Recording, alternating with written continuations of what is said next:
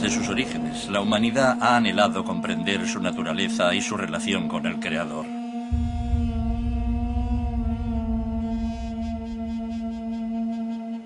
En la época de Moisés, el Creador era conocido como el Dios de nuestros antepasados o el Dios de Abraham, pero no había un nombre real para la presencia divina y creativa.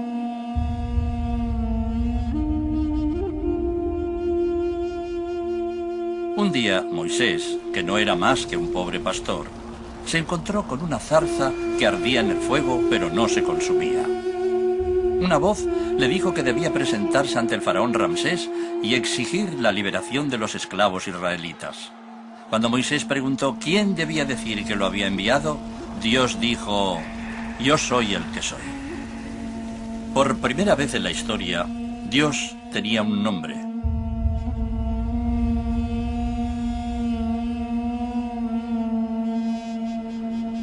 Armado con el poder del nombre de Dios, yo soy el que soy, Moisés obró algunos de los mayores milagros de la Biblia.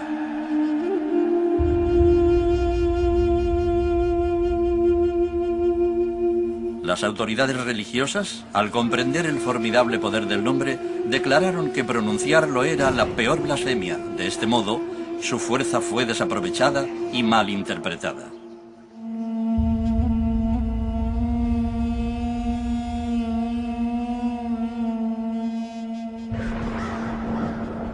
Moisés nunca llegó a la tierra prometida. Tampoco la clave para despertar el poder del nombre de Dios, capaz de liberar a la humanidad. El Código Moisés. Un código para liberar a la humanidad. Quizá parezca imposible, pero ese día Moisés aprendió de Dios algo que cambió el mundo. De hecho, todavía se habla de los milagros que obró.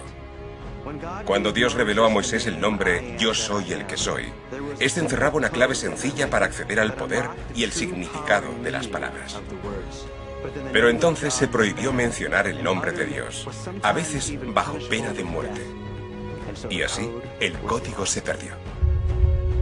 Un código es un conjunto de letras, números o símbolos que aportan información cuando se traducen al lenguaje normal. Si el Código Moisés nos mostrase el poder del nombre de Dios hoy, ¿dispondríamos del poder para obrar milagros? ¿Como Moisés hace 3.500 años? Por primera vez, académicos, psicólogos y filósofos de renombre mundial nos revelarán el Código Moisés y cómo puedes aprovechar su energía para cambiar tu vida. Hoy tenemos la capacidad de destruir el mundo varias veces, pero el Código Moisés libera un poder distinto, capaz de crear mundos y de ayudarnos a cumplir con nuestro destino individual y colectivo. Increíblemente, el Código Moisés es mucho más sencillo de lo que imaginas. Nos enseñaron que el nombre que se le dijo a Moisés fue Yo soy el que soy. No tiene sentido sin el código. En realidad, el nombre era mucho más sencillo. El Código Moisés es un símbolo de uso común, algo que vemos y usamos a diario. El Código Moisés es una coma. ¿El Código Moisés es una coma? Una coma. Me parece que no. Yo soy el que soy, el nombre en inglés y una coma. Por tanto, si al nombre en inglés le añadimos una coma, la equivalencia en castellano sería... Yo soy aquello. Coma. Lo soy. El nombre de Dios, Yo soy el que soy, me intriga desde hace muchos años. Cuando era niño, los adultos me decían, yo soy el que soy, dijo el Señor, y yo pensaba, ¿qué diantre significa eso? Un día, un maestro espiritual me dijo, quiero que cambies tu vida en 24 horas. Camina por la calle durante 1 hora hoy. Fíjate en todo lo que veas e identifícate personalmente con ello, sea lo que sea. El césped, las flores, otras personas, el borrachín, el millonario que pasa en su coche, el Cadillac conducido por un chofer. Míralo y di, yo soy él, yo soy aquello. Y eso hice. Salí a la calle. Iba con una amiga e iba pensando, yo soy aquello, yo soy él, yo soy aquello cada vez que miraba algo. Si veía violencia en una tele, yo soy aquello. Si veía algo hermoso entre madre e hija en un parque, yo soy aquello. Lo repetía para mí identificándome con todo lo que existe y la amiga con la que iba me miró y dijo, ¿qué haces? Dije, repito, yo soy aquello, yo soy él. Ella replicó, no, no eres él, eres tú. No, dije yo, soy él. No lo entiendes, de verdad que lo soy. Y ella insistió, no, eres tú, te estás haciendo un lío. Le dije, escúchame, yo soy él, que soy él. Entonces dije, Dios mío, ¿has oído eso? ¿Has oído lo que he dicho? Acabo de decir el nombre de Dios. El nombre de Dios se ha malinterpretado desde el principio. Se trata de la forma sencilla y humana en que Dios expresa una gran verdad. Yo soy aquello. Lo soy. Es la presencia de Dios la que dice, yo soy aquello, mires a donde mires, me ves a mí. La gente dice, Dios está en todo. En realidad, todo es Dios. Dios no solo dice, he creado aquello. Dios es un campo, una presencia ubicua y completa. Dios dice, yo soy aquello. Yo soy aquello. Yo soy aquella persona. Yo soy aquello. Yo soy aquella experiencia. Yo soy aquello. Yo soy todos los aquellos que existen. Muchos seguimos teniendo una idea infantil de Dios. Nos imaginamos a yo soy el que soy como un hombre en el cielo, con una barba blanca y una túnica holgada. Dios nos hizo a su imagen y desde entonces intentamos devolverle el favor. Hemos hecho a Dios a imagen del hombre. Y ese yo soy el que soy está ahí fuera, decidiendo caprichosamente si nos bendice o nos castiga. Dios no puede estar celoso, pues no tiene rival. Dios es infinito, omnipresente, omnipotente, omnisciente, de modo que no tiene por qué estar celoso. Quienes creían lo contrario tenían una mentalidad primitiva que proyectaba emociones humanas en fuerzas que no entendía. Y proyectamos esa presencia hacia el exterior, en vez de relacionarnos con ella en nuestro interior. Si Dios es de verdad cada uno de nosotros, ¿eso significa que todos encarnamos a Dios? Si es así, ¿cuáles son las posibilidades? ¿Qué podríamos crear? Ahora nos dirigimos hacia la muralla, donde nos reuniremos con miles de personas para circundar la ciudad vieja de Jerusalén. Pero antes de ir allí, analizaremos las 3 claves para la experiencia de encarnar a Dios, para sentirla realmente en nuestro cuerpo. Usaremos las 3 letras de la palabra God, Dios en inglés, para que nos sea más fácil recordarlas. Una vez que apliquemos estas claves a nuestra vida, podremos convertir esa simple coma en uno de los mayores instrumentos de transformación de la historia. La primera clave para sentir que somos una encarnación de Dios es dar. Todos sabemos que es mejor dar que recibir, pero ¿es realmente cierto?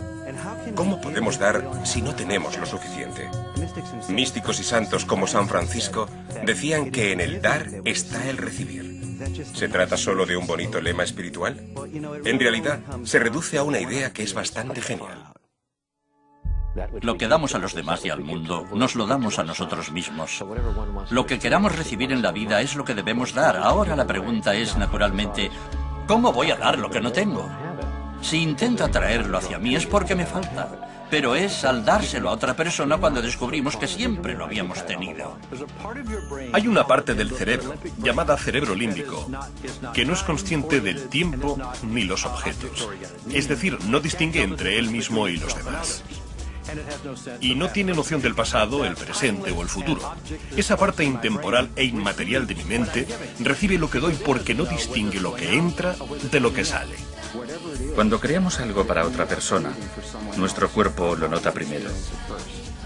Así, cuando dedicamos oraciones, pensamientos, sentimientos y emociones de paz a nuestros seres queridos, aunque estén en la otra punta del mundo o a otros países, nosotros también experimentamos esa paz y esa sanación.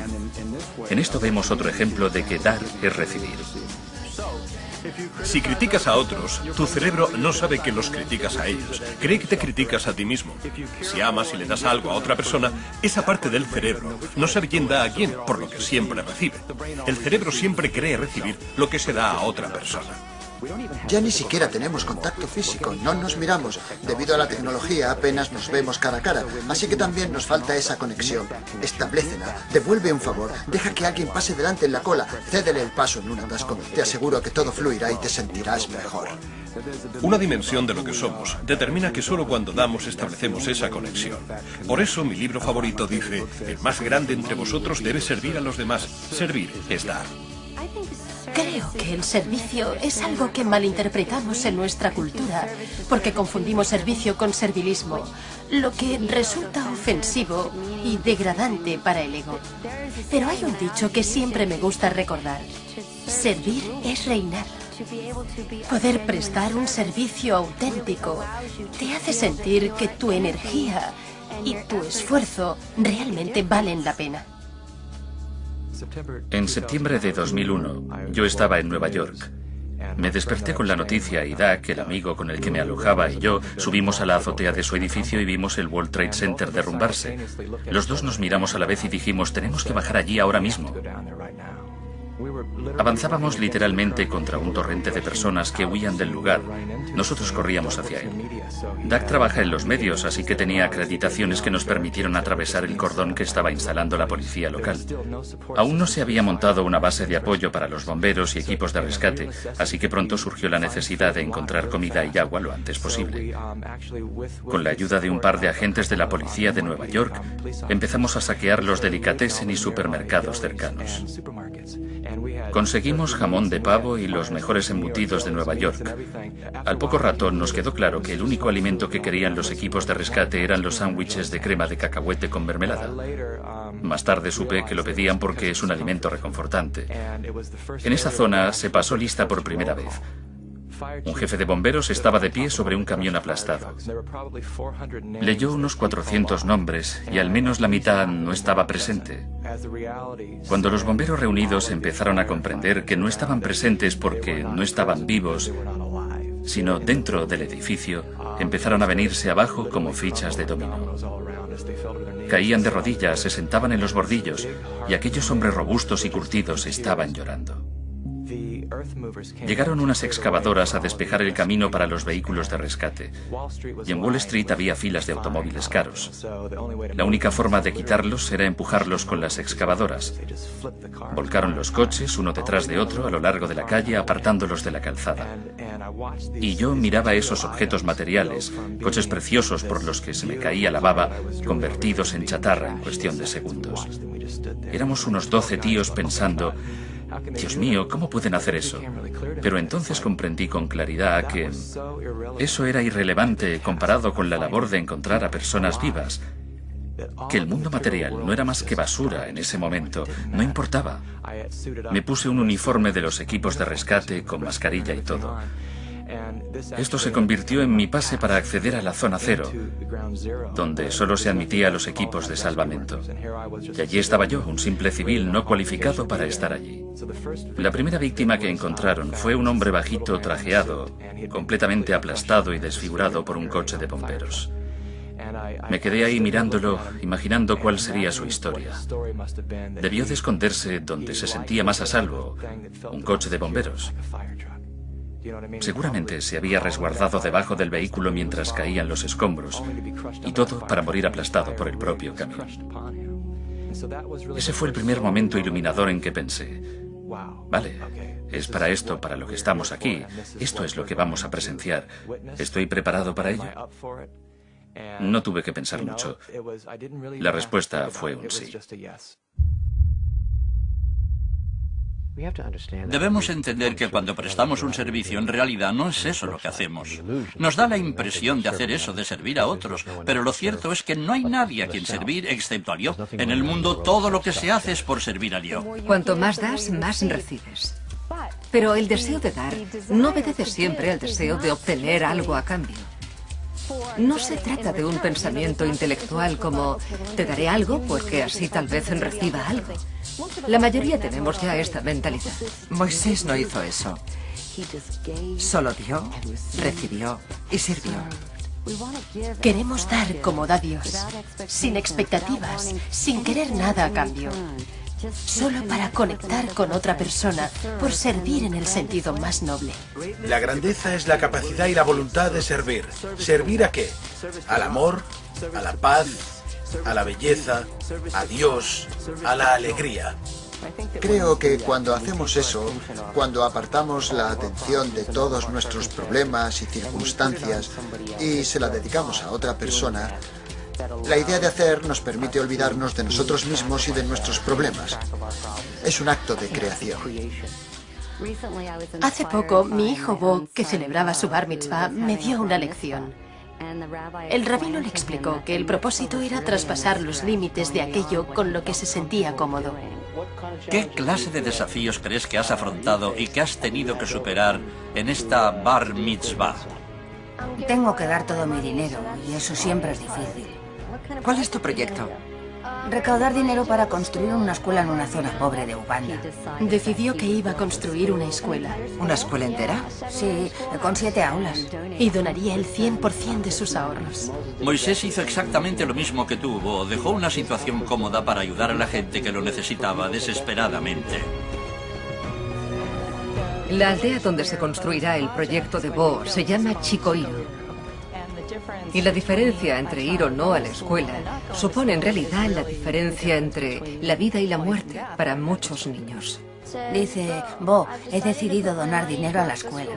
Hemos recibido donativos de más de 500 personas. Estupendo. ¿Qué edad tiene? Solo 12 años, es raro.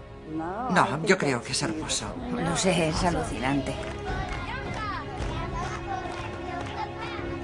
Estaban eufóricos y realmente entendieron que era otro niño quien les ayudaba.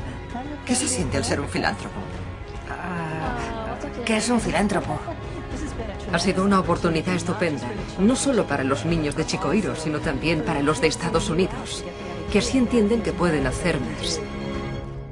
Algunas personas no tienen la capacidad de recibir el bien que desea entrar en su vida y se convierten en mártires. Terminan quemados porque dan pero nunca se recuperan, pues no se abren a la presencia que se expresa a través de ellos y de la receptividad. Las parejas que progresan despacio en la terapia, las que no parecen alcanzar su meta, y pase lo que pase en su relación, no mejoran visiblemente, tienen lo que llamamos una defensa contra el recibir. No tienen receptores para aceptar las cosas. No solo amor, sino también elogios, afirmaciones positivas, gratitud.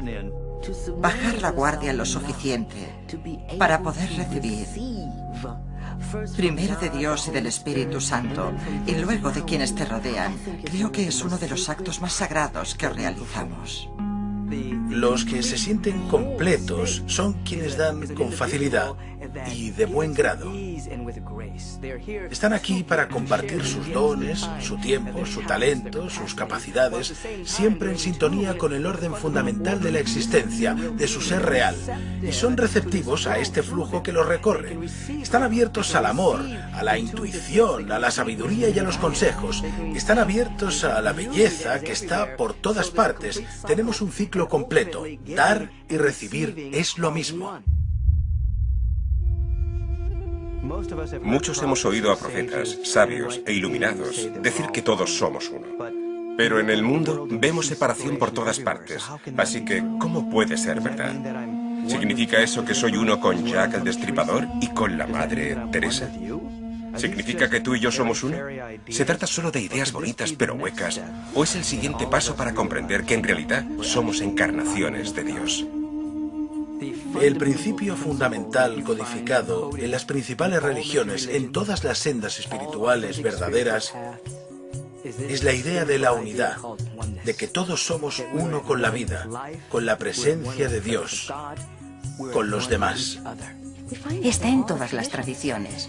Oye, Israel, el Señor nuestro Dios es uno solo, una presencia, un poder, el Atman, la naturaleza de Buda, la iluminación. Está en la física cuántica, Rupert Sheldrake, el campo unificado, una presencia ubicua. A menudo esto no parece cuadrar con la realidad física. Principalmente porque el individuo medio ve el mundo a través del filtro de la separación. Percibe el mundo por medio de los sentidos. Si estás inmerso en el ego, te angustias por tu supervivencia, por conseguir lo que quieres, por recibir y recibir. Las prácticas espirituales te llevan más allá del reino de los sentidos, hasta un campo en el que ves, no con los ojos, sino con la intuición, que todo está conectado. Los científicos, los físicos cuánticos, lo llamarían un campo unificado que está en todas partes y no se divide. Eso es lo que significa estar despierto, decir, me muevo en esta ilusión de separación, pero no estoy separado. Cuando un individuo llega más allá, todas las cosas de la superficie que parecen separadas empiezan a obrar en nuestro favor, porque estamos en sintonía con todo lo que hay en el nivel invisible. Acabas por trabajar no más duro, sino de forma más pura y fácil, porque estás en sintonía con la vida. No intentas hacer que algo ocurra en la superficie, sino de abrirte a la faceta invisible de la vida. La unidad es el principio fundamental. Es el eje del poder. Somos uno con Dios, con el amor, con la vida, con toda la energía que existe. Mientras no estemos dispuestos a asimilar la totalidad de nuestra humanidad y divinidad, no alcanzaremos la unidad. Porque nos enseñan a decir, no soy eso, a decir, veo algo que no me gusta, así que no quiero ser eso. Y dejamos de lado esa parte de nosotros. A veces a todos, incluso a mí, nos cuesta ser uno con alguien que no está de acuerdo con nosotros, o que defiende valores que nos parecen totalmente destructivos. Últimamente tengo muchos problemas con la gente falsa. Y me doy cuenta de que no me gusta esa parte de mí, de que siempre intento ser más auténtica y mostrarme tal como soy, incluso como profesora. Por fin decidí echar mi primera siesta en 40 horas, más o menos. No lo sé bien, pues allí no pasaba el tiempo. Encontré un bloque de apartamentos abandonado. Entré en el vestíbulo y vi un sofá. Le quité el polvo y me tumbé con la cara contra el respaldo. Me acurruqué y me tapé con lo que pude. Cuando llevaba como media hora intentando dormir, sentí la presencia de la primera víctima que había visto, el hombre trajeado. Sentí que estaba de rodillas, detrás de mí. Tengo una imagen vívida. Él arrodillado detrás de mí, con el rostro desfigurado mirándome el cogote. Sentía su aliento en el cuello y estaba aterrorizado. Permanecía ahí tendido no sé cuánto tiempo, 5 o 10 minutos, pensando, ¿qué hace? Estuve inmóvil el tiempo suficiente para oír esa voz. Ya sabéis, la voz, o como queráis llamarla, mi voz interior. Me dijo alto y claro, esto podría ser tu Vietnam, o ... Y me quedé así, a dos velas. No sabía lo que significaba lo de ... pero sí entendí lo de esto podría ser tu Vietnam, pues de niño había visto a los veteranos con los traumas y alucinaciones que habían traído consigo de la guerra. Yo acababa de tener mi primera alucinación de la zona cero. Sabía que era algo que tal vez arrastraría toda la vida y que probablemente afectaría a mi futuro. Sabía que la respuesta a ese O estaba bajo los escombros. Así que me levanté, volví a ponerme el uniforme y la mascarilla y rodeé el edificio. Al doblar la esquina, vi que habían instalado un reflector que arrojaba una luz muy intensa. Todo parecía tan brillante y luminoso que me quedé de piedra. Miré en torno a mí a todas aquellas personas y de pronto todas las cosas me parecieron distintas. Se me saltaron las lágrimas. Tenía la sensación de que el mundo se movía a cámara lenta. Miraba a la gente pasar y no veía más que espíritus que se cruzaban, trabajaban, cadenas de espíritus. Vi con claridad que todo estaba interconectado y formaba el gran cuerpo de Dios. Todo el mundo había dejado de lado su ego, su identidad y su rango, y colaboraba con los demás por el bien común. Me deslumbraron las posibilidades que se abrirían para la humanidad si todos uniésemos nuestras fuerzas de esta manera. Pude ir más allá del concepto de la unidad. Consciente de lo que estaba viviendo el mundo entero, de la separación y el caos que reinaban por doquier, allí estaba yo, de pie, experimentando la dicha y la belleza más grandes de mi vida.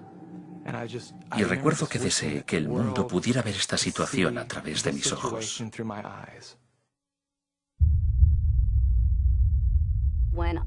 Cuando decidí embarcarme en el viaje espiritual, quería ser una persona mejor. Mi hermana siempre me decía que yo era irritable, egoísta y egocéntrica, y yo no quería tener esa serie de características. Así que empecé a esforzarme por convertirme en una buena persona. Aprendí a hablar con voz agradable y a regalar cosas que tenía si alguien las quería. Hice todo eso. Un día yo estaba impartiendo un seminario. Todo el mundo me miraba. A medio seminario una mujer gritó: «¡Eres una cabrona!». Y yo pensé, eso ya lo sé, pero ¿cómo lo sabe ella? Entonces me dijo: «Te haré una pregunta, Debbie. Si están reformando tu casa y las obras se alargan 6 meses y se pasan del presupuesto, ¿no te sería útil ser un poco cabrona?». De pronto se me encendió una luz. Pensaba que si lograba librarme de mis defectos, y creedme, tengo muchos, eso me convertiría en una buena persona. El dato que me faltaba es que todos mis defectos traían consigo ventajas. Sigamos con la lista. Hay cosas que vemos como muy negativas que a menudo constituyen el siguiente paso de nuestra evolución. Pensemos, por ejemplo, en George Bush. Fue todo un detonante para el pacifismo. Había organizaciones pacifistas que llevaban sin hablar entre sí décadas. Entonces aparece él con su política de la guerra y esas organizaciones recuperan el contacto. O sea que en realidad él ha sido una fuerza positiva para la evolución de muchas cosas buenas de este mundo. Si quiero crecer y evolucionar espiritualmente, debo dejar de proyectarme en ellos y aceptar esa parte de mí misma. Debemos ser amantes de la humanidad, de nosotros mismos, e incluso intentar amar aquello sobre lo que nuestro ego o nuestra percepción mental diría: no puedo amar eso. Soy una cabrona y una falsa. La pregunta es, ¿cómo puedo amarme a mí misma si soy una cabrona falsa? Interiorízalo y acéptalo de todos modos. Mientras hablo, seguramente intentarán censurar las palabrotas, porque nadie soporta oír que puede ser un cabrón falso. Así que tienen que hacerme callar y todos tenemos que fingir que no lo somos. La gente se pierde un poco en esta conversación porque piensan: no soy un asesino ni un violador. Pero yo les diría: averiguad qué clase de persona puede asesinar. ¿Qué clase de persona puede ser un violador? Son las preguntas que debemos hacernos, porque tal vez un violador sea un ser herido o enfermo. Todos tenemos una parte de nosotros que está herida o enferma o una parte retorcida. Y aunque nos gustaría encajar en el ideal del ego de ser un ser humano perfecto, no lo somos. Somos todo lo que existe. Y cuando abrimos nuestro corazón y sentimos compasión por la parte de nosotros que podría asesinar, no tenemos idea de si somos capaces de eso, sobre todo si estamos vivos y viendo esta película. Pero tal vez, en determinadas circunstancias, todos seamos capaces de todo, desde el acto más hermoso de generosidad hasta lo que consideraríamos los crímenes más horribles contra la humanidad. Y cuando nos aceptamos en nuestra totalidad, conscientes de que somos tan humanos como divinos, nos transformamos en seres humanos completos, y eso que sentimos es la unidad. Estuve casado con una mujer que en muchos sentidos personificaba todo esto de lo que hablamos. Linda siempre fue una gran inspiración para mí y para muchas otras personas, por su bondad y su belleza. Mi hija y yo estábamos en Minnesota con unos parientes y nos enteramos una mañana de que 2 hombres habían allanado su piso y la habían matado. La rabia, el dolor y una profunda tristeza se apoderaron de mí. Mi hija y yo y otras personas estábamos hablando y llorando por la noche, y mi móvil pitaba porque se le estaba acabando la batería. Pulsé el botón para apagarlo, pero por primera vez no se desactivó, sino que ocurrió algo muy distinto. La única foto que tenía de Linda en mi móvil parpadeó en la pantalla y se quedó allí, congelada. Sentimos una conexión muy honda con ella. Fue en ese momento cuando noté un cambio profundo en mi interior, incluso respecto a quienes la habían matado. Para mí, el sentimiento intenso que experimenté una y otra vez fue esta conexión, esta compasión hacia personas que debían de haber pasado por algo terrible para cometer un crimen tan atroz contra una mujer tan apreciada y querida por todos los que la conocían. Compuse una canción que interpreté en su entierro Fue un modo de sanar mi corazón, pero también de imaginar lo que diría Linda desde el más allá si pudiera regresar y hablarnos de la unidad.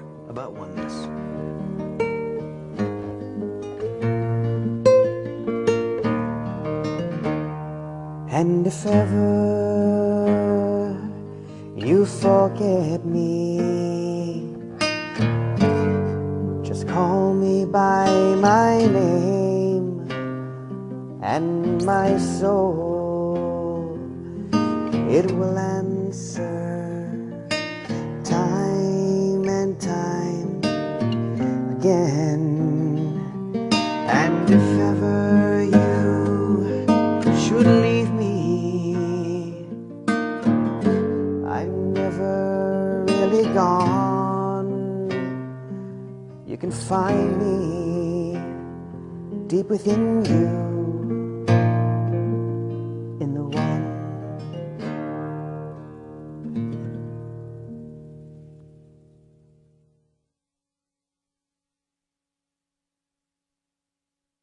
Si tienes práctica espiritual, cuando surgen esas intuiciones, se integran en tu forma de vivir. No te anulan, ni quedan relegadas a lo más recóndito de la memoria como un recuerdo maravilloso, sino que se integran en ti. Y en ese sentido de la unidad, se vuelve más real que cualquier otra cosa.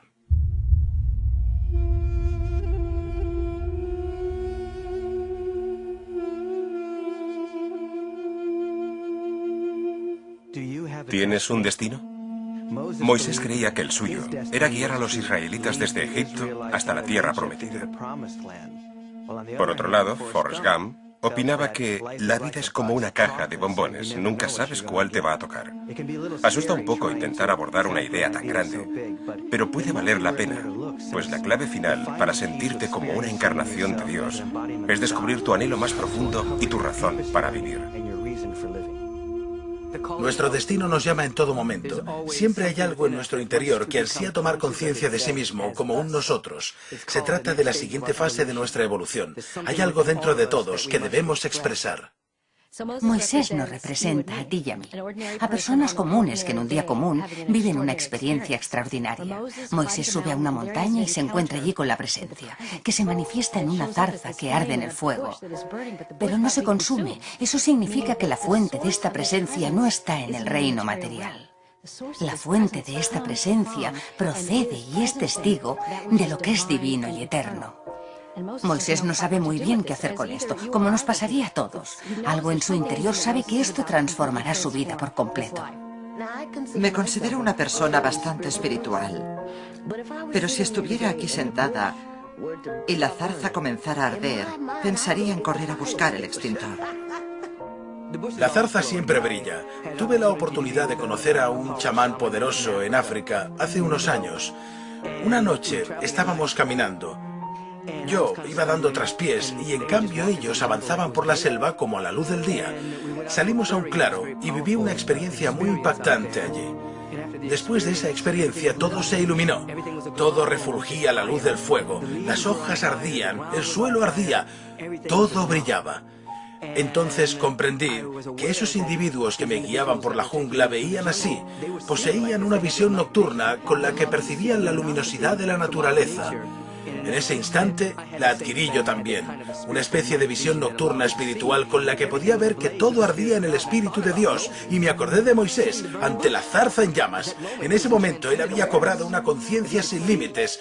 Podía ver con claridad que Dios está en todas partes y que todo reluce a la luz de este fuego, de esta energía, de esta presencia. Fue un buen día para Moisés. Cuando Moisés le pregunta a la zarza, a esta llama, a esta presencia, ¿quién eres? Esta le responde, yo soy el que soy. No sabemos si la conversación resultó audible para los sentidos humanos o si fue una transmisión del conocedor omnipresente a su corazón. En cualquier caso, el mensaje es el siguiente: debes emprender un viaje. Joseph Campbell lo llamaría más tarde el viaje del héroe. Cada uno de nosotros debe embarcarse en un viaje que nos lleve desde nuestro punto de vista local, temporal y egoísta, desde nuestro yo, hasta la comprensión, hasta convertirnos en alguien con un destino, un ser completo. Ese viaje es el de Moisés. Moisés no se sentía digno, y ese sentimiento, combinado con la voluntad, creó un espacio en el que se manifestase la presencia de Dios, porque Moisés no obstruyó a Dios con su ego. El resto de la historia es literal e histórico, pero es también una metahistoria. Tu historia y la mía. Todos los personajes de esa historia forman parte de nosotros. Dios le dice a Moisés que debe liberar a los esclavos y llevarlos a la tierra prometida, hacia su destino, a la tierra de la leche y la miel. Y él duda. No puedo hacerlo. Tartamudea, no habla bien. Piensa, ¿quién soy yo para hacer esto? Tú y yo sentimos lo mismo cuando un sueño, una idea, una vocación nos incita a cambiar las cosas, a dar algo, a hacer algo por tu comunidad, por el mundo, por tu familia, a hacer algo. De inmediato pensamos, no estaré a la altura, no tengo lo que hace falta. Todos deben asimilar el hecho de que hay un destino en nuestro interior. Hay algo que nos llama, y en estos momentos no somos capaces de cumplir con ese destino. Nos hacemos dignos de él conforme lo aceptamos. Según una vieja máxima, Dios no llama a los hábiles, sino que habilita a los llamados. Cuando respondemos a esa llamada, la presencia nos hace capaces. Me hizo capaz a mí. Yo no tenía las habilidades, ni los recursos, ni el dinero, ni el espacio. No tenía nada. Pero Dios me habilitó porque dije que sí. Aparecieron personas, recursos, edificios, individuos capaces de comprender la visión que yo quería transmitir. Y entonces yo cambié y crecí. La persona que dijo sí no es la misma que está sentada aquí ahora. La persona que está sentada aquí ahora y dice que sí a la siguiente fase de la visión no será la misma que herede, formule y manifieste ese aspecto de la visión. Evolucionamos y nos desarrollamos constantemente en virtud de nuestra capacidad y nuestra voluntad de decir sí. Estoy dispuesto, sí. Moisés accede a hacer el viaje y una parte de nosotros dice que sí a nuestro propio destino y a nuestro propósito cuando lo descubre. Y entonces tenemos que plantar cara al faraón. No solo al faraón histórico, sino al personal. Nuestro faraón personal es el intelecto. Es la parte de nosotros que ha llegado a un acuerdo con el reino de nuestra vida tal y como la conocemos, con todo tal y como es, el statu quo, el camino fácil. Luego está la parte de nosotros que desea emerger, marcar la diferencia. Mantiene un debate interno con la otra parte que dice, no estoy listo para ese cambio. A la larga, en esta historia que es la tuya y la mía, el viaje del héroe, los problemas aumentan, se vuelven más difíciles, más complicados, hasta que al final, desesperado, el faraón dice, de acuerdo, adelante, llévate a tu gente y vete. Una cosa que me parece interesante de Moisés es que tenía un defecto del habla. No sabemos en qué consistía, pero podríamos pensar, ¿por qué elegiría Dios a alguien con un defecto del habla? Un tartamudo, por ejemplo, para guiar a 400 o 4.000 israelitas rebeldes hacia una nueva existencia. Allí estaban quejándose y discutiendo, y Moisés con su tartamudeo. Cabría preguntarse por qué Dios tiene tanto sentido del humor. ¿Por qué eligió a Moisés? Una de las razones por las que Dios lo escogió fue por su humildad. A menudo las personas que dan la impresión de tener alguna carencia se convierten en vehículos de expresión para el poder de Dios, porque nada inhibe lo que fluye a través de ellos. Con frecuencia creemos tener defectos o limitaciones y dudamos que Dios pueda servirse de nosotros. Pero Él puede aprovechar tus limitaciones para guiar a otra persona hacia un nuevo lugar y una nueva existencia. Las aguas se separan y entonces comienza el auténtico viaje, pues se pasan 40 años en el desierto. En la Biblia y en muchas tradiciones místicas, el número 40 simboliza simplemente el tiempo necesario para la transformación. Noé vivió 40 días de inundación, Jesús 40 días en el monte de la tentación y Moisés 40 años en el desierto. Es el tiempo que requiere la transformación. Algunos de nosotros estamos viviendo nuestro momento número 40 ahora mismo. Mientras vemos esto, sabemos que es el momento en el que la vida que llevamos no basta para cumplir con el destino al que estamos llamados. Creo que es útil que entendamos por qué el alma se encarna en el cuerpo. El alma adquiere cualidades físicas para sentirse a sí misma, para expresarse en el mundo físico como lo que es realmente y conocerse mediante su propia experiencia. Tememos que si identificamos el yo soy el que soy con el yo soy aquello, esto nos haga fingir somos lo que no somos o cargar con algo. Pero ¿y si fuera justo lo contrario?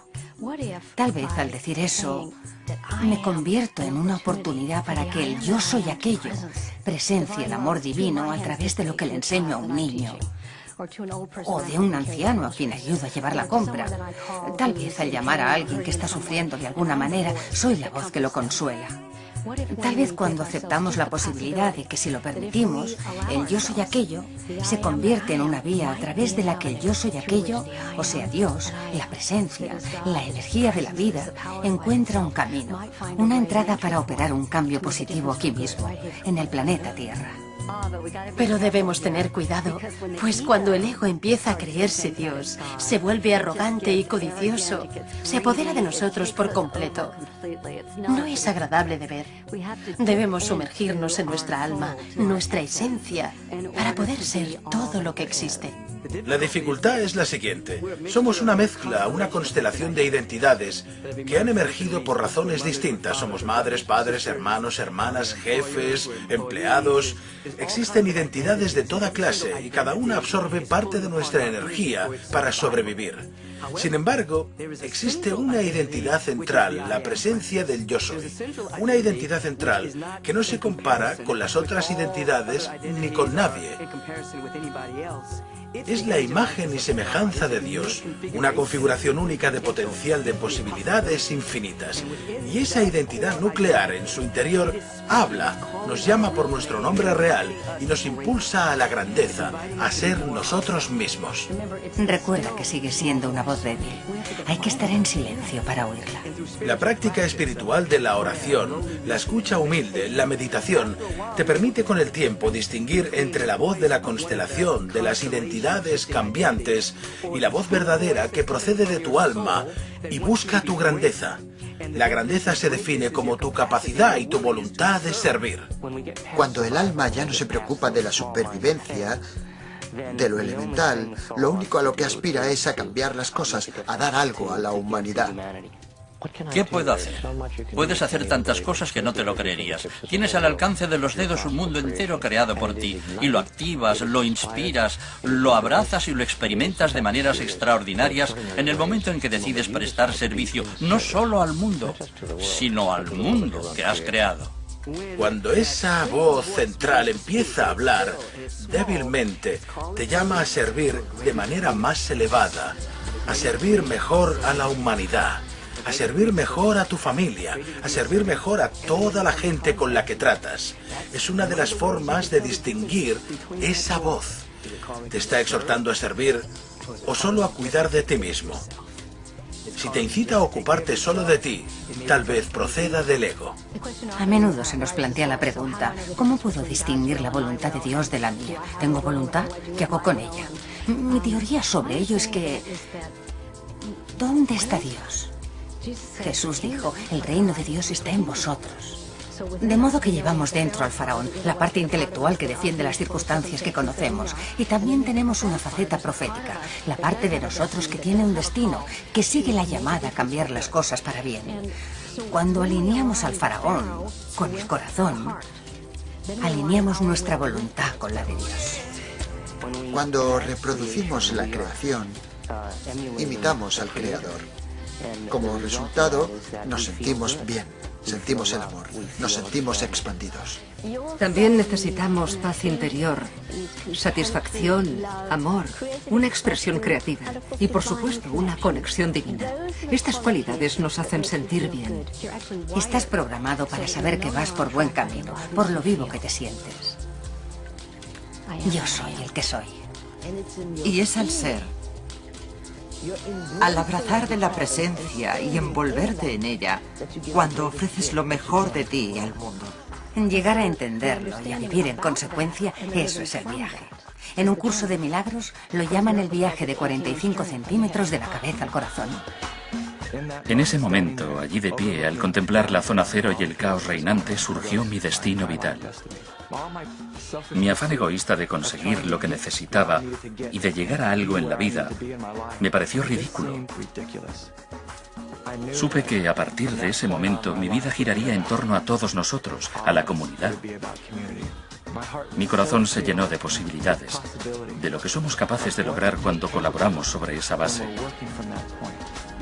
Como sé que es posible, he consagrado mi vida a volver a crear esa comunidad.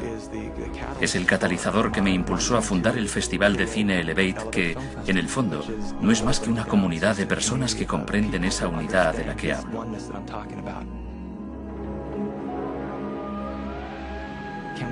¿Podemos brindar a la gente una experiencia mucho más elevada que nosotros? ¿Llegar a sentir ese nivel de unidad?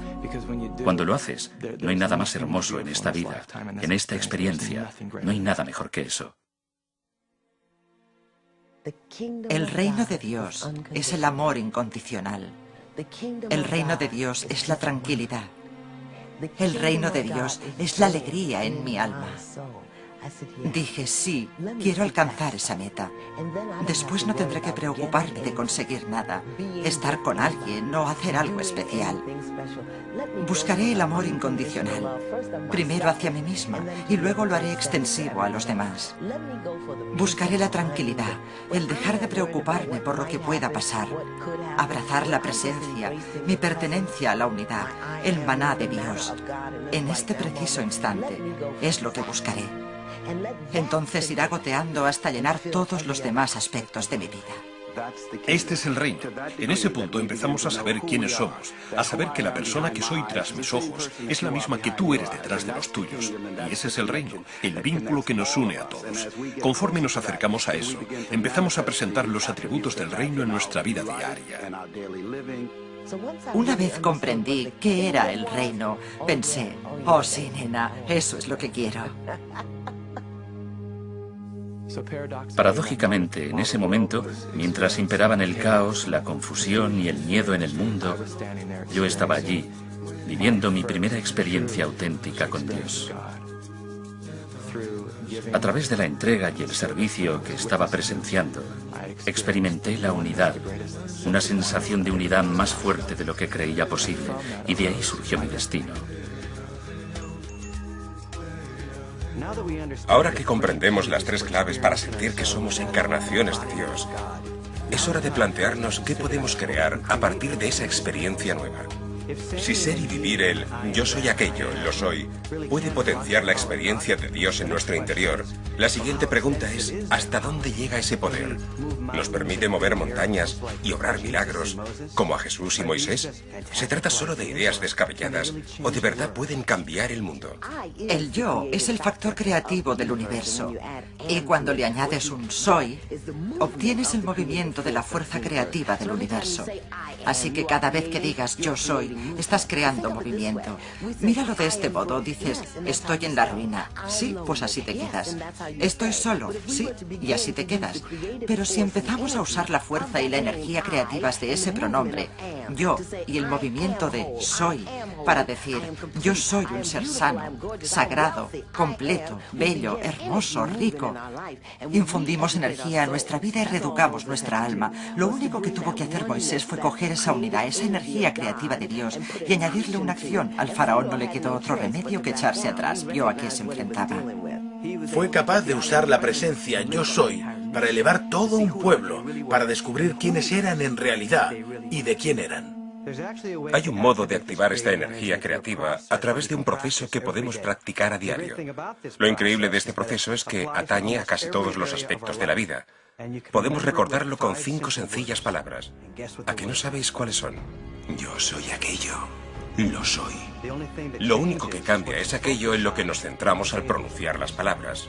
El primer paso es imaginar lo que quieres ser, hacer o tener y asegurarte de que sea importante. El segundo paso es repetir las palabras yo soy aquello, lo soy y ampliar tus horizontes con esa nueva posibilidad. Si queremos llevar una existencia nueva, debemos decirlo y repetirlo una y otra vez. Al repetir las cosas, las grabamos en nuestra conciencia. El tercer paso es muy sencillo. De hecho, ya lo estáis haciendo. Es respirar. La respiración controlada te centra, te da energía y de hecho aumenta el efecto. Una forma de practicarla es decir, yo soy aquello al expirar y luego, mientras inspiras, pensar o decir las palabras lo soy. Así, yo soy aquello, lo soy. Yo soy aquello, lo soy. Este sencillo proceso proyecta lo que sientes y lo que imaginas al mundo para incorporarlo a la vida real. Me gusta ayudar a la gente haciéndole pensar en las cualidades que la inspiran, las cualidades que desea. Visualiza en tu conciencia a alguien que conozcas o sobre quien hayas leído. Siente esa imagen muy cerca de ti. Cierra los ojos y repite, yo soy aquello, lo soy. Intentando grabar en tu mente esa imagen, esa forma de ser y esas cualidades. Soy la alegría que deseo sentir, la paz que deseo sentir, la belleza que deseo alcanzar, la abundancia que deseo conseguir. A través del poder de esa declaración, del flujo de esa energía, se manifiesta en tu vida. Cuando hablamos de cosas que se manifiestan o que recibimos, queremos 2 coches, 3 casas, solo tienes un culo. ¿Para qué quieres 4 coches? Lo mismo vale para los zapatos. Tengo 2 pies y 80 pares de zapatos. Pero es maná para mi alma. La manifestación de objetos no es lo mismo que el maná. La presencia de Dios, que te provee de todo lo que necesitas. Algunas personas viven dominadas por el ego y se afanan por recibir. Intentan aprovechar los principios para adquirir cosas y las acumulan. Por dentro, son muy pobres. Aunque tengan muchas posesiones, solo son pobres con muchas cosas. Los alumnos avanzados saben que eso produce justo el efecto contrario. No hay que intentar atraer cosas, sino hacerlas pasar a través de nosotros. Mucha gente dice, no sé quién soy, no conocen su alma, no conocen su alma. Y es fantástico, la gente cree que intentándolo puede conseguir coches, empleos, buenas relaciones, dinero, y lo consiguen, y consiguen más poder, pero siguen pensando, me siento vacío, ¿qué me falta? Se olvidan del alma. Es lo que queremos en realidad. Queremos que la gracia, la majestuosidad y la presencia de Dios nos llenen hasta lo indecible. Porque si podemos decirlo y llamarlo de alguna manera, intentamos arreglarlo, cambiarlo. Así que solo deseamos ser. Y al ser, recibimos el maná, la manifestación de la presencia de Dios. No se trata de un coche o de una casa. Se trata de la presencia de Dios. Encarnar la presencia de Dios no es solo ser piadosos y tener con lo divino una conexión que podríamos llamar mística e iluminada. Requiere que habitemos de verdad nuestro cuerpo, que tengamos una sexualidad plena y que mezclemos esas energías. El amor es Dios, Dios es amor, así que tú eres Dios, tú eres amor. Cuando aprovechas la energía del amor, Dios siempre dice que sí, consigues que se manifieste lo que deseas.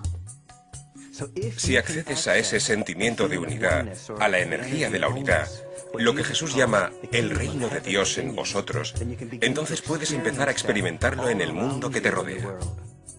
Si tenemos la idea de que lo que buscamos no es el reino de Dios sino otra cosa, como somos tan poderosos, crearemos en nuestra ilusión aquello que no es celestial y con lo que soñamos.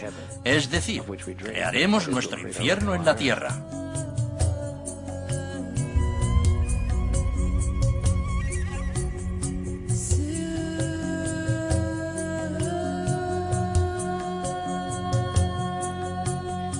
Ni Moisés ni el Código llegaron nunca a Tierra Santa. Desde entonces, Israel está en un conflicto constante.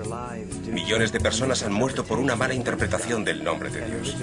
Facciones religiosas llevan siglos enfrentadas, irónicamente, en el nombre de Dios. Pero miles de personas de todas las razas y religiones vienen desde todos los rincones del mundo, armadas con la poderosa intención de traer por fin la paz a Tierra Santa, abrazando literalmente la ciudad vieja de Jerusalén.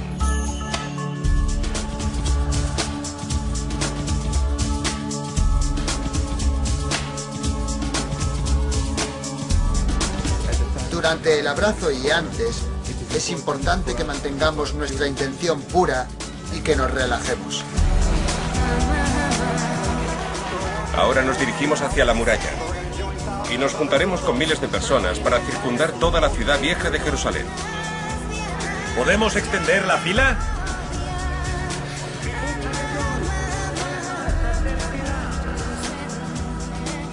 Estamos aquí, cara a la muralla. Al expirar, decid, yo soy aquello, en referencia a la paz en Jerusalén. Sentid la paz que irradia la ciudad. Yo soy aquello, yo soy. Yo soy aquello, yo soy. Yo soy aquello, yo soy. Yo soy aquello, yo soy. Yo soy aquello, yo soy. Yo soy aquello, yo soy. Yo soy aquello, yo soy. Yo soy aquello. La intención focalizada en grupo ha reducido en Israel y en otros lugares la tasa de delincuencia hasta en un 30%. Yo soy aquello, yo soy. Así pues, 3.500 años después, el viaje de Moisés llega a su fin, al llevar el significado verdadero del nombre de Dios a Tierra Santa. Se inició con una conversación, pero continúa hoy a través de todos nosotros. La puerta se ha abierto. Ahora está en nuestra mano el entrar en un mundo nuevo.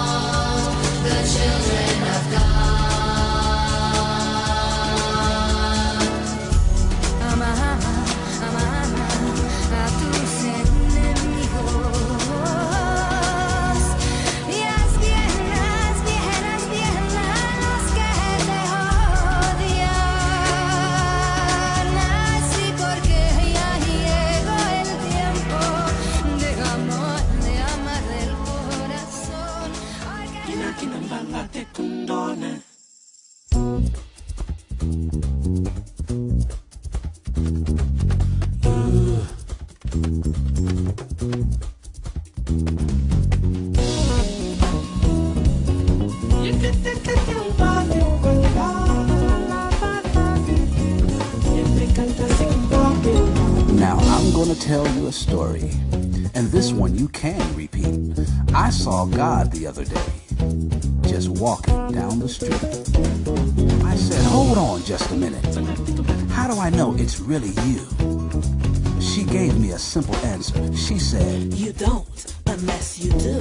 Wait a minute, I don't quite understand all this. Tell me, what do you want with me? You see, I'm not a religious type of person. He said, you don't have to be. She looked like you, he looked like me.